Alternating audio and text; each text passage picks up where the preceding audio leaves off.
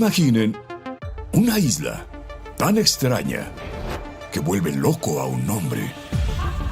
Él no se conforma con esta muñeca. Decide rendir homenaje a la niña fallecida, con un santuario de miles y miles de muñecas. O un pueblo en el que sin previo aviso, todo ser vivo simplemente cae muerto. Empieza a ver cadáveres alrededor de los fogones, cadáveres en sus casas. Todo parece estar bien, menos esta extraña y silenciosa escena de muerte. ¿Qué tal un lago misterioso donde fuerzas desconocidas dan lugar a macabras colecciones?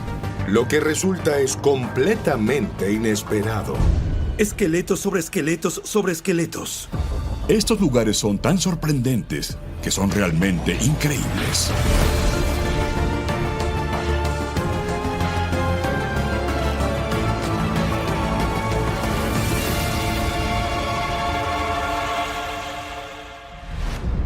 Todos hemos oído hablar del Triángulo de las Bermudas, desde anomalías magnéticas hasta monstruos marinos y extraterrestres.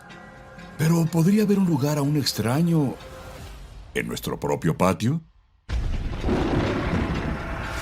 El Triángulo del Lago Michigan tiene forma de daga. A lo largo de los siglos, esta sección del lago Michigan se ha ganado la reputación de ser un lugar donde han ocurrido todo tipo de cosas extrañas. Hablamos de naufragios, ahogamientos, desapariciones, extraños avistamientos de ovnis, etc. Todo esto ocurre en una zona minúscula comparada con el Triángulo de las Bermudas, pero igual de extraña. Lo primero notable que sucedió en el Triángulo del Lago Michigan se remonta a 1679. René Robert Cavelier es un comerciante de pieles. Construye el barco más grande del lago Michigan en aquella época, Le Griffon. Es un barco enorme. Es una barca de 45 toneladas y 7 cañones. Está cargado de pieles y él y la tripulación creen que van a hacer fortuna. Realmente indica lo adinerado que este sujeto quiere llegar a ser. Se trata de sacar las pieles del Medio Oeste por el río San Lorenzo y de vuelta a Europa. Así que el barco está listo para zarpar. Pero justo antes de partir, los nativos americanos les advierten que el lago es conocido por estas extrañas y repentinas borrascas. El tiempo puede cambiar de la nada. Ellos escuchan la advertencia, pero no tienen tiempo para esta superstición local y no van a ser retenidos. Cavalier hace caso omiso a las advertencias y ordena a su barco cargado que zarpe mientras él espera detrás más pieles. Le Griffon se adelanta en el triángulo y desaparece. No hay pruebas de tormenta. No hay pruebas de que un clima extraño hundiera el barco. No hay pruebas de piratería. No hay restos del naufragio ni sobrevivientes. Desapareció. ¿Hay alguna evidencia de esta increíblemente costosa carga de pieles en algún lugar? No, su desaparición es un misterio total. Ese barco desapareció y 340 años después seguimos sin saber qué pasó. Puede que Le Griffon sea el primer barco víctima del Triángulo de Michigan, pero no es ni el último, ni el más extraño. En agosto de 1875, esta goleta de 100 pies de Rosabelle aparece flotando boca abajo en el lago Michigan. Casco al aire sin daños en el barco. Lo extraño es que la tripulación de 11 hombres no está. Ha desaparecido. No hay cuerpos en el agua. Parece que simplemente se ha desvanecido. No hay evidencia de ningún tipo de juego sucio o mal tiempo. El barco está en tan buenas condiciones que son capaces de enderezarlo y ponerlo a trabajar. Y tiene 50 años de buen servicio. Hasta que se produce un increíble déjà vu. El 30 de octubre de 1921, el barco zarpa al día siguiente con un cargamento de madera, pero el capitán Ed Johnson tiene la premonición de que algo terrible va a ocurrir. El capitán se llena de pavor y no quiere subir al barco y decide que no se siente bien. No puede explicarlo, no quiere subir al barco. Menos de 24 horas después, el barco aparece flotando boca abajo. Y ocurre exactamente lo mismo. 11 miembros desaparecen por segunda vez. Las probabilidades de que se repita este suceso en particular, el mismo barco, la misma situación, las mismas circunstancias, ninguna prueba, la tripulación desaparece. Es demasiado extraño. Las probabilidades son imposibles. Así que cuando la gente empieza a oír hablar de este evento, en particular, incluso los escépticos se convencen. A lo largo de los 100 años siguientes, el Triángulo se cobró cientos de barcos más, lo que provocó innumerables búsquedas de pruebas, pero no dio lugar a respuestas definitivas. Entonces, en 2007, los arqueólogos hacen un descubrimiento asombroso. Un equipo de profesores y estudiantes del Northwest Michigan College comienza a realizar exploraciones con sonar con el fin de encontrar restos de naufragios, pero hallan algo que no buscaban, una formación de rocas puestas allí intencionalmente por personas bajo 12 metros de agua. ¿Qué podría ser esto? Una de las piedras también parece tener tallado un mastodonte. Ahora, el mastodonte se extinguió hace unos 10.000 años, lo que sugeriría que se trata de una formación rocosa antigua y que tal vez, a pesar de que ahora esté bajo el agua, podría haber estado en el borde de lo que era el lago Michigan. El descubrimiento es una sensación. Algunos lo llaman el Stonehenge submarino de América. Pero ¿quién puso estas piedras aquí y por qué? Una teoría propuesta por los investigadores paranormales es que, dada la oscura historia de desastres en el lago, podría ser una especie de advertencia a la gente en la orilla. No solo el agua lo que es extraño aquí. La próxima vez que te dirijas a Chicago, puede que quieras comprobar tu ruta de vuelo.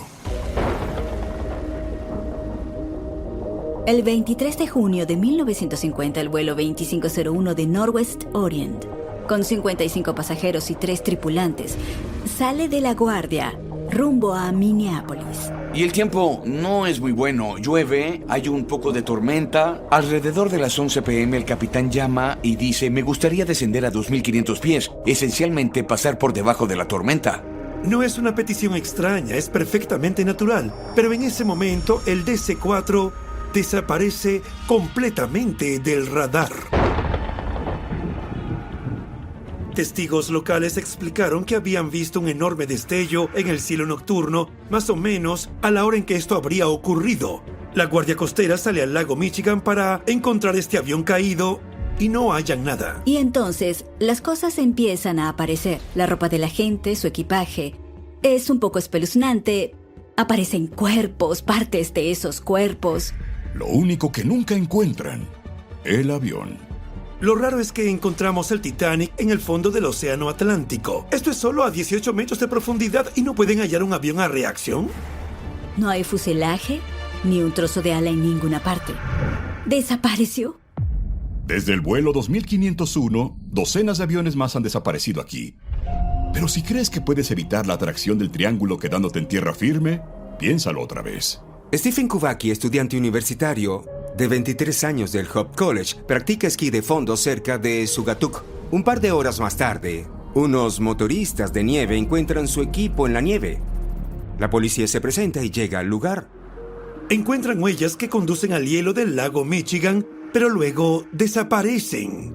Por lo tanto, solo pueden suponer que cayó a través del hielo y se ahogó, pero no hay señales de hielo roto. Stephen Kubacki se presume muerto. Se celebra un funeral y deciden catalogarlo como ahogamiento accidental a pesar de que el hielo no estaba roto. 15 meses después, Stephen Kubacki despierta en un campo con ropa que no le pertenece, cerca de la casa de su tía, a 1.126 kilómetros de distancia en Massachusetts. No recuerda en absoluto cómo ha llegado hasta allí. Es una historia muy extraña y él habla con la prensa, pero en un momento dado decide guardar silencio y no volver a hablar de ello. Así que sigue siendo uno de esos grandes misterios del Triángulo del lago Michigan. En la actualidad, Steve lleva una vida tranquila en el noreste del Pacífico, a miles de kilómetros del extraño Triángulo de Michigan. La siguiente parada de nuestro viaje por lugares extraños nos lleva a las afueras de la Ciudad de México, a una isla plagada de muñecas. Las afueras de Ciudad de México son unos de los lugares más extraños de la Tierra. ¿Por qué? Porque hay más de 4.000 muñecas mutiladas, atadas a las vallas, a los árboles y esparcidas por todas partes en esta isla. Pero los extraños orígenes de esta zona se remontan a mucho antes de que las muñecas se apoderaran de ella. Es el siglo XVI. Y los conquistadores del Imperio Español están invadiendo sin piedad el Imperio Azteca. lo que se llama Tenochtitlán, que más tarde se convertiría en Ciudad de México, es la capital del Imperio Azteca. Lo que pensamos que es una cuenca de gran altitud es en realidad un enorme lago con grandes islas artificiales, canales y calzadas que lo atraviesan. Algunas de las primeras y más oscuras historias sobre estas islas surgen realmente en este periodo y proceden de los conquistadores que, al caer de estas islas, debido a su pesada armadura, se hunden para no volver a ser vistos. Y esto lleva, aparte de la mitología de que son lugares embrujados o vigilados espiritualmente. En el siglo XX, estas islas siguen siendo atractivas para la gente que quiere estar fuera de la red, y ese es el caso de don Julián Santana Barrera, que tiene una pelea con su familia y decide irse a una de estas islas. Y es entonces cuando las cosas empiezan a ponerse un poco raras. La historia cuenta que en un momento dado encuentra el cuerpo de una niña ahogada, pero también encuentra una muñeca cerca que cree que es la suya y cuelga la muñeca para honrarla. Él no se conforma con esta muñeca. Este sujeto llamado Julián Santana Barrera decide rendir homenaje a la niña fallecida con un santuario de miles de muñecas colgadas. ¿Miles de muñecas? ¿Colgadas de los árboles? ¿Qué motivó este macabro monumento? Existe la sensación de que el descubrimiento de una niña fallecida, que sería angustioso para cualquiera, es especialmente perturbador para él y que quizá le haya causado algún tipo de ruptura con la realidad o algún tipo de problema. También se dice que oye espíritus, los suyos y posiblemente otros. Sigue colgando muñecas como parte de la superstición, o para honrar a esta niña, o para alejar a los malos espíritus. Está tan conmovido y asustado por los malos presagios que acompañan a esta tragedia que suponemos que se volvió completamente loco. Aún más extraño es lo que le ocurre a don Julián en abril de 2001. En el año 2001, su sobrino viene a visitarlo a la isla y encuentra a don Julián Barrera que yace boca abajo, ahogado en el canal a los 80 años, justo en el mismo lugar que él alegó haber encontrado a la chica original unos cuantos años antes. Tras la muerte de Julián, los turistas mantienen viva su peculiar tradición, añadiendo sus propias muñecas a la colección. Las muñecas son creadas a nuestra imagen, así que no importa cuál sea tu sistema de creencias, ver 4,000 muñecas mutiladas colgando de los árboles, una isla llena de eso volvería loco a cualquiera. Hoy en día, unas embarcaciones parecidas a góndolas llamadas trajineras llevan a los curiosos a echar un vistazo más de cerca, pero solo durante las horas diurnas. La isla está estrictamente prohibida a los visitantes cuando oscurece. Si una isla de Chokis no le produce escalofríos, el siguiente lugar lo hará. A 32 kilómetros de la costa de Brasil, hay una isla en la que está prohibido poner el pie. ¿Por qué? La respuesta es increíble. Hay aproximadamente 5 serpientes por metro cuadrado. Eso es una tonelada de serpientes. Según todos los indicios, es esencialmente una alfombra móvil de serpientes. La isla de la Quemada Grande se forma al final de la última glaciación, cuando la subida de las aguas del océano aísla lo que había sido una península frente a la costa de Brasil, y crea esta isla, y al hacerlo, aíslan a una población de serpientes. Específicamente, una de las serpientes más venenosas del mundo, la víbora cabeza de lanza dorada. La población de esas víboras que quedan en la isla de la Quemada Grande agota rápidamente todas las presas disponibles. Entonces, lo único que queda para comer son aves, que normalmente no comen, y eso los obliga a seguir algunos caminos evolutivos bastante tremendos. Ahora, cuando una lanceta dorada, que es una serpiente venenosa, ataca a su presa, un mamífero lo muerde, el mamífero se aleja, no llega muy lejos y la serpiente puede encontrarlo. Pero con las aves, el ave puede volar y la serpiente no consigue comida. Así que la evolución favorece a las lanceoladas doradas con veneno más potente, para que puedan morder a un pájaro y que éste muera al instante. Se estima que el veneno de las serpientes de esa isla es 5 veces más mortífero que el de las serpientes del continente. Así que se está creando esta especie de super serpiente en esta isla y que puede prosperar. Nadie en su sano juicio pondría un pie en esta isla. Se rumora que los marineros prefieren quedarse en barcos en llamas antes que nadar hasta la orilla, pero algunos lo han intentado. A principios del siglo XX, un grupo de emprendedores, cultivadores de plátanos, acude a la isla con la esperanza de establecer una plantación. Queman un montón de vegetación para plantar los campos de plátanos y entonces es cuando ven todas las serpientes. Inmediatamente se dan cuenta de que este no es un lugar para plantar plátanos ni para que vivan seres humanos. Así que en 1910 construyeron un faro para mantener a la gente alejada de esta isla. Probablemente es una descripción bastante difícil, en el sentido de que aquí te invitan a un faro muy pintoresco, en una isla, en medio de la nada, donde habita una de las serpientes más venenosas del mundo. Encuentran a un farero dispuesto a aceptar el trabajo y se lleva a su familia a la isla de la Quemada Grande. Según la tradición local, la vida en la isla de la Quemada Grande va tan bien como crees. La leyenda cuenta que una noche supuestamente alguien dejó la ventana abierta, la serpiente entró y mató a toda la familia. La isla de la Quemada Grande le dice a la humanidad: aquí no son bienvenidos, aquí van a morir. El faro de la isla de la Quemada Grande sigue en pie hoy en día, pero está automatizado, por lo que ningún ser humano tiene que poner un pie cerca de él.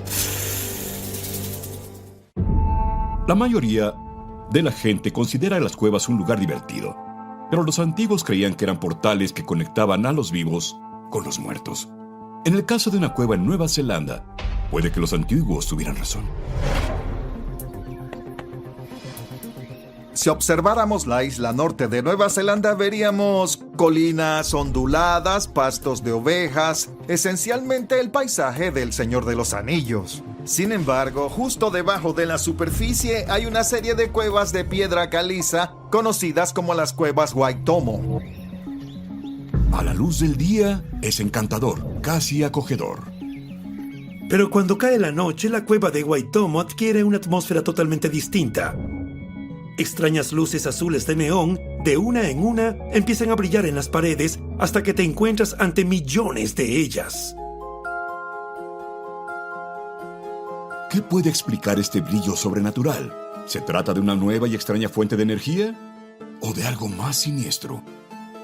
Su nombre científico lo dice todo.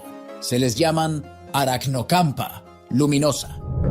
También conocidos como gusanos luminosos, larvas del mosquito de los hongos.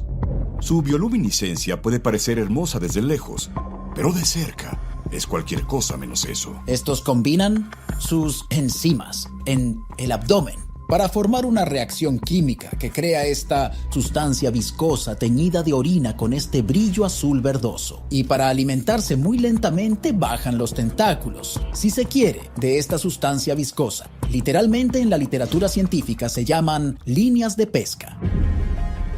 Y luego, si una mosca, una polilla o algún otro insecto se enreda en esas líneas pegajosas, el gusano la enrolla y los devora. Su resplandor es literalmente cautivador.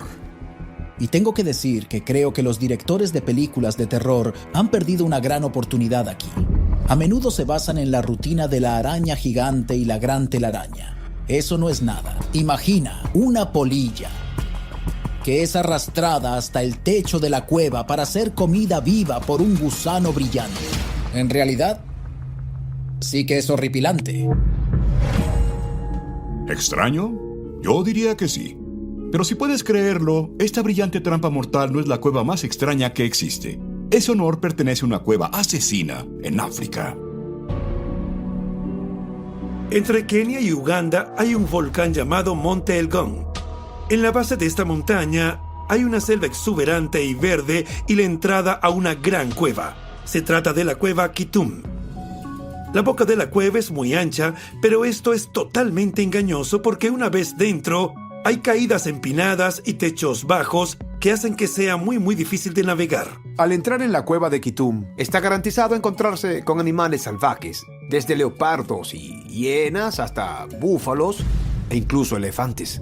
De hecho, los elefantes son parte de la razón por la que la cueva tiene 213 metros de profundidad. Los elefantes han aprendido que la cueva de Kitum es una fuente de sal.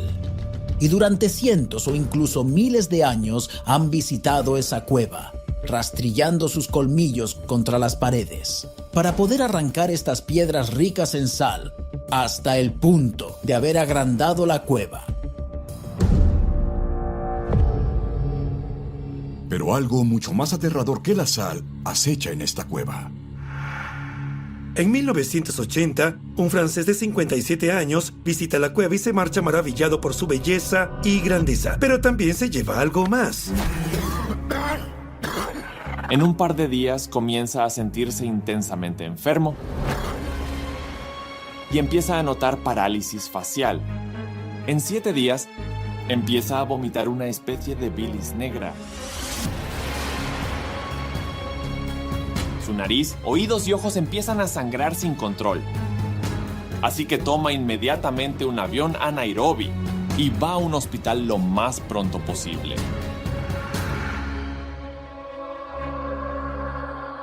De alguna manera consigue llegar al hospital, donde empieza a vomitar grandes cantidades de sangre y finalmente muere.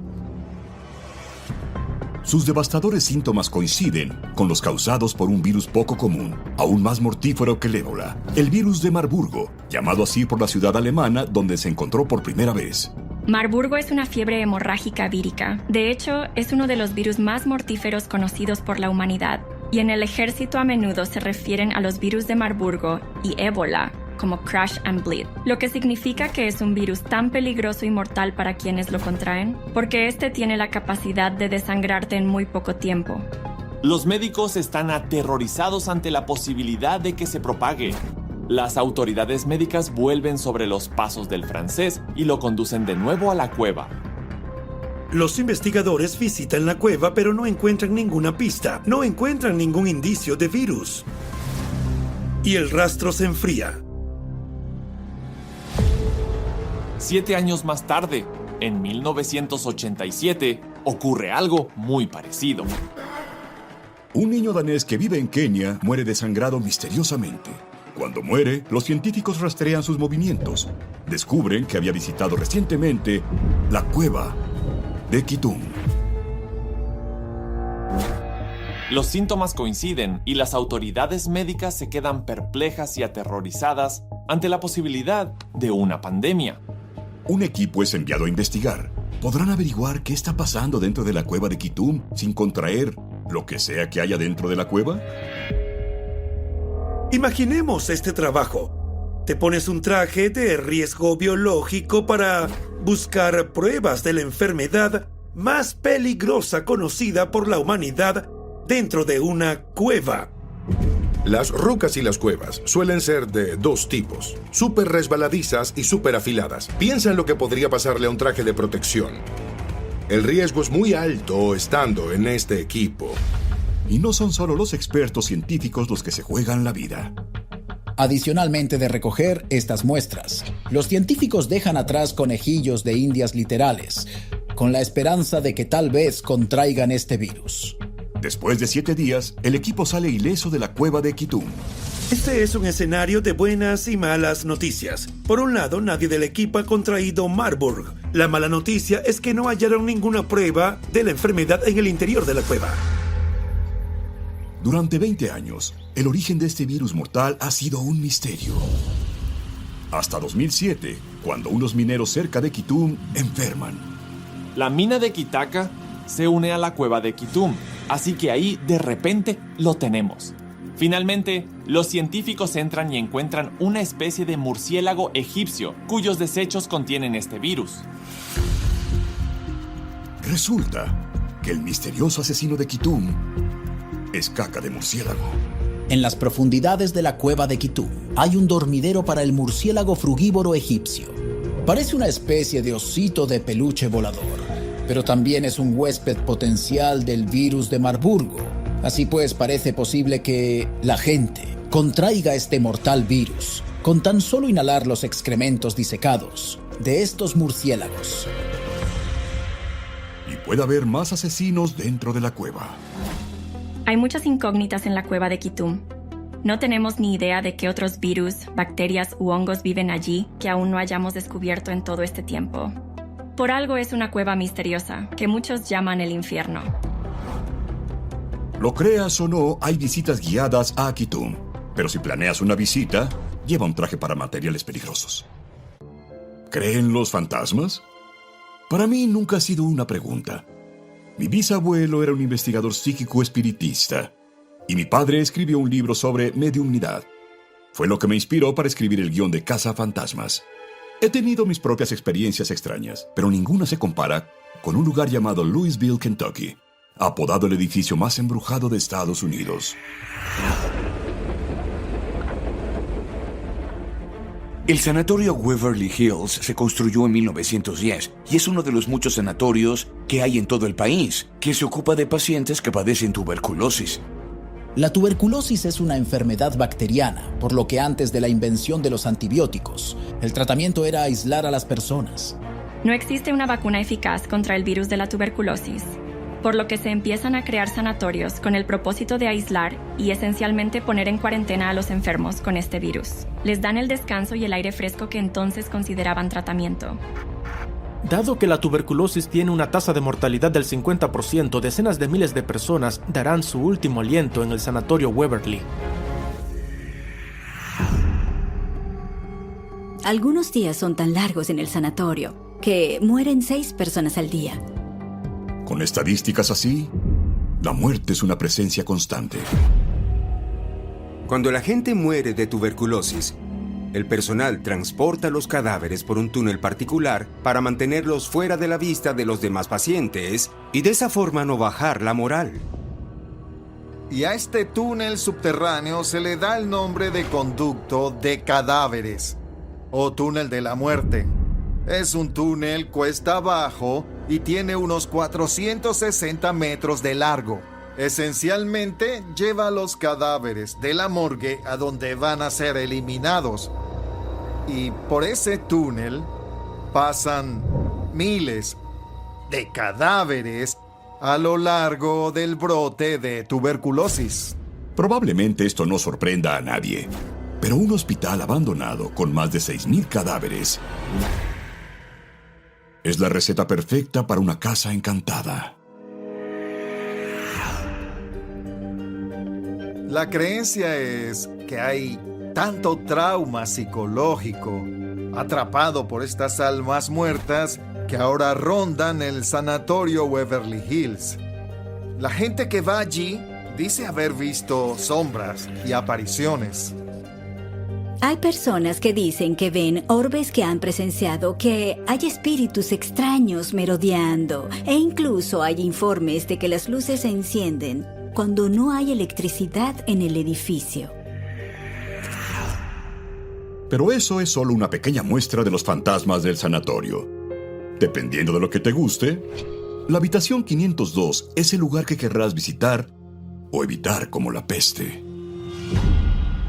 Tienes el caso de Mary Lee, enfermera de ese sanatorio. Contrae la tuberculosis. También se queda embarazada de uno de los médicos del hospital y no puede hacer frente al hecho de que está enferma y al hecho de que también está embarazada. Por lo que acaba ahorcándose en la habitación 502. El cuerpo de Mary Lee no se encuentra durante días. 2 años más tarde, hay otra enfermera que salta a su muerte desde la ventana de la habitación 502. La gente que estudia los fantasmas de ese sanatorio dice que la habitación 502 es el centro de esa energía negativa. Se tomó una fotografía y de pie en la puerta de la habitación 502 está la figura de una mujer de aspecto torvo y aterrador. Tal vez incluso un poco enojada. Y el parecido con Mary es asombroso. Si prefieres a tus fantasmas un poco menos aterradores y un poco más amistosos de una manera espeluznante, siempre está Timmy. Timmy ha aparecido en 2 fotografías diferentes y la gente dice oír risas de niños. La gente dice oír una pelota rebotando. Si llevas una pelota de goma y la haces rodar por el pasillo, entonces Timmy te la va a devolver. ¿Es posible que estos encuentros con Timmy y Mary sean reales? Algunos físicos sostienen que los seres humanos somos seres bioelectromagnéticos y que nuestros cuerpos, cuando estamos en un lugar, dejan una especie de marca o sombra. Tal vez lo que se percibe como fantasmas o espíritus son en realidad una especie de residuos de esa actividad eléctrica. Eso es lo que se dice. Aunque la gente no crea en todo eso, es un lugar en el que si entras, tienes una sensación extraña. Hay una razón por la que tantos años después los investigadores de lo paranormal se sienten atraídos por espacios como Waverly. La gente quiere saber si hay una vida después de la muerte, cuál es el mejor lugar para descubrirla, y generalmente es en lugares de muertes masivas. Ahora este es un lugar que realmente quiero visitar. Solo necesito recordar mi paquete de protones y una trampa. Es septiembre de 1942, y en lo alto del Himalaya, el guarda forestal indio H.K. Madwell está recogiendo muestras de flores locales. Es entonces cuando tropieza con un pequeño lago glaciar. Cuando el agua de los lagos se ha retirado totalmente, este oficial forestal ha observado unos huesos. Y luego más huesos. Está viendo cráneos, ve manos, ve todo tipo de rasgos y se da cuenta de que está viendo esqueletos humanos. Esqueletos sobre esqueletos. Finalmente, alrededor de 500 esqueletos han sido descubiertos en este lago. A partir de ese momento, el lago Rupp Count es conocido para siempre como el lago de los esqueletos, por 500 razones obvias. Pero aún queda una pregunta. ¿Cómo demonios llegaron allí los cuerpos? Cuando informa de que ha encontrado esto, lo primero que la gente empieza a pensar es que se trata de una fuerza de invasión japonesa. Este es un momento en que Gran Bretaña todavía está en control de la India. Por lo tanto, el pensamiento es que los japoneses estaban atacando la India como una forma de golpear a Gran Bretaña. Pero eso no se sostiene, porque cuando se observan los diversos pertrechos que acompañan a estos esqueletos, no se trata de equipo militar contemporáneo. No parecen herramientas modernas o ropa moderna. Hay estas zapatillas de cuero, hay estas puntas de lanza. ¿Qué ejército utiliza lanzas en la Segunda Guerra Mundial? Cuando la guerra llega a su fin, los investigadores vuelven a centrar su atención en los esqueletos del lago de los esqueletos. El primer estudio serio sobre qué son realmente estos esqueletos tiene lugar en los años 50, después de la guerra. La primera teoría es que se trata de una especie de santones que cometieron un suicidio colectivo. Pero cuando miran más de cerca los huesos, se trata de hombres, mujeres y niños, así que no es probable. También existe la idea de que todas estas personas formaban parte de una gran epidemia y que intentan alejarse del resto de la población por la seguridad de todos los demás, trasladándose a esta zona lacustre. Esto tampoco se sostiene porque ninguna de las pruebas en esos esqueletos sugiere el tipo de degradación o enfermedad que habría sido parte de esa historia. Por lo tanto, es uno más que desechamos. Basado en una evaluación de algunos de los cráneos, mostraron daños. Heridas que pudieron haber sido mortales o muy dolorosas. Una teoría que está un poco más ligada a la tradición y que añade una capa a esto es que la diosa Nanda Devi abate a los peregrinos que no se portan bien y que esto es una evidencia de su ira. Tal vez hubo una vez en un siglo, una vez en un milenio, una tormenta de granizo gigante y la gente fue sorprendida a la intemperie y fueron golpeados en la cabeza por estas tormentas de granizo. Lo que causó estas muertes misteriosas sigue siendo, bueno, un misterio. Luego, en 2019, los investigadores intentaron pruebas de ADN con la esperanza de respuestas. Lo que esto revela es completamente inesperado. Resulta que sus orígenes eran de lugares muy extendidos por todo el mundo. El sudeste asiático, la India, alrededor del Mediterráneo, Grecia. El otro problema es que se extendió durante siglos. El mayor misterio del lago de los esqueletos es el hecho de que no se trató de un único suceso de muerte masiva, sino de numerosos sucesos repartidos a lo largo de hasta 1000 años, en los que participaron personas de lugares tan lejanos como el sudeste asiático, así como personas de varios lugares de la isla de Creta. En lugar de resolver el misterio, los resultados no hacen sino profundizarlo. ¿Qué tiene el lago de los esqueletos para que se produjera este extraño fenómeno? ¿Por qué vino esta gente y por qué todos estos esqueletos terminaron en el fondo de este lago? En el mundo de la ciencia y la ingeniería tenemos una frase: los datos resuelven los argumentos. Aquí no. Los datos solo lo han convertido en un misterio más profundo, así que si tienes alguna idea, por favor, haznosla saber. Incluso después de 70 años de especulación, el lago de los esqueletos desafía cualquier explicación. Domingo 13 de julio de 1980, Nottinghamshire, Inglaterra. Un lugar aparentemente normal en un día aparentemente normal. Hasta que algo extraño comienza a suceder.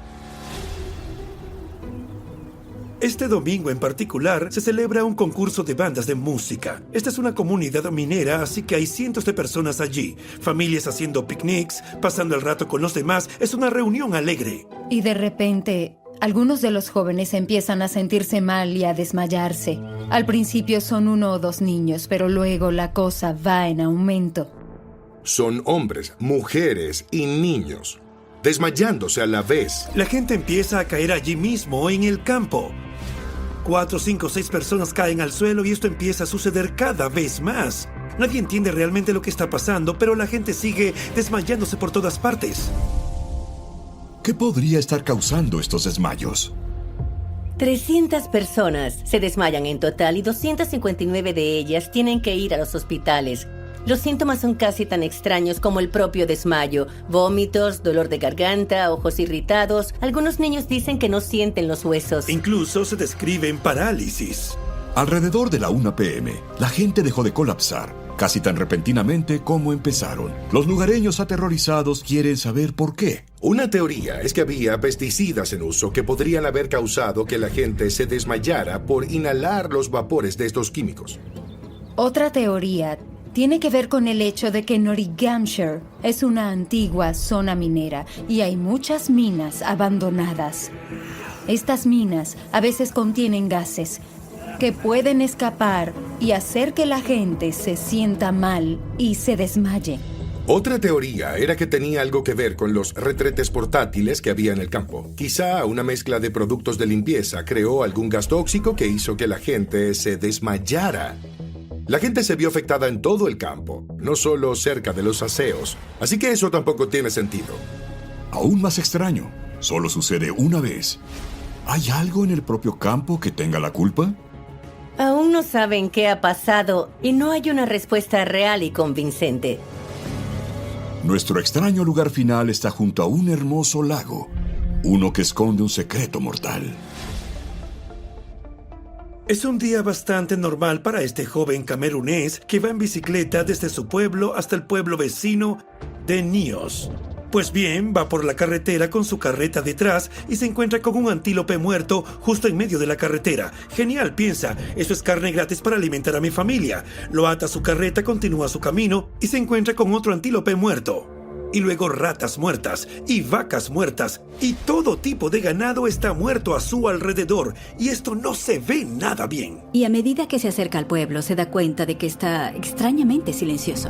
Así que entra en una de las casas de los vecinos y descubre que toda esa gente está muerta. Va a otra casa y ocurre lo mismo. Empieza a ver cadáveres alrededor de los fogones, cadáveres sentados a la mesa, cadáveres en sus casas.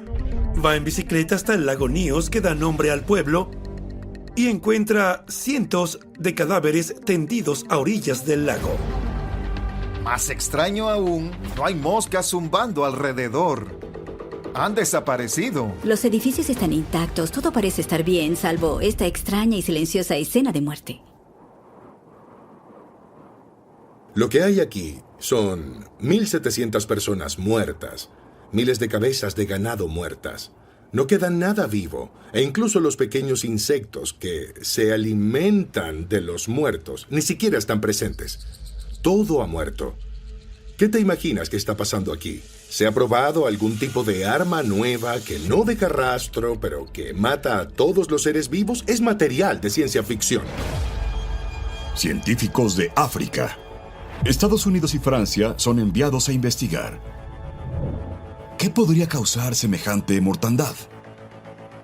El lago Nios está asentado sobre una piscina de magma, donde el dióxido de carbono se ventila continuamente en las aguas de las profundidades del lago y alcanza concentraciones muy elevadas. Todos estos gases increíblemente mortíferos quedan atrapados en el agua fría más densa del fondo del lago. Encima hay una capa de agua caliente que es menos densa, pero actúa como un corcho que cierra una botella. Hasta que algo hace que ese corcho salte. Lo que ocurre en este lago es que produce un corrimiento de tierras que desplaza parte del agua de la superficie y permite que salga el dióxido de carbono que está atrapado debajo. Eso es lo que provoca una erupción límnica. Límnico significa erupción lacustre. Y entonces, todo ese gas atrapado sube a la superficie y asfixia a cualquier ser vivo que quede atrapado en la nube. Pero ¿cuáles son las posibilidades de que una tragedia como esta se repita? Los expertos temen que no se trate de si, sino de cuándo. Hay otro lago, el lago Kivu, en cuyos alrededores viven 2 millones de personas. Si se produjera una catástrofe similar allí, las estimaciones afirman que podría provocar la muerte de 4 millones de personas. El lago Kivu es, sin duda y sin temor a exagerar, una bomba de tiempo. Un recordatorio más de que el mundo en que vivimos puede ser tan peligroso como fascinante. De hecho, todos estos lugares despiertan curiosidad. Nos sentimos atraídos por lo extraño, lo particular y lo francamente increíble.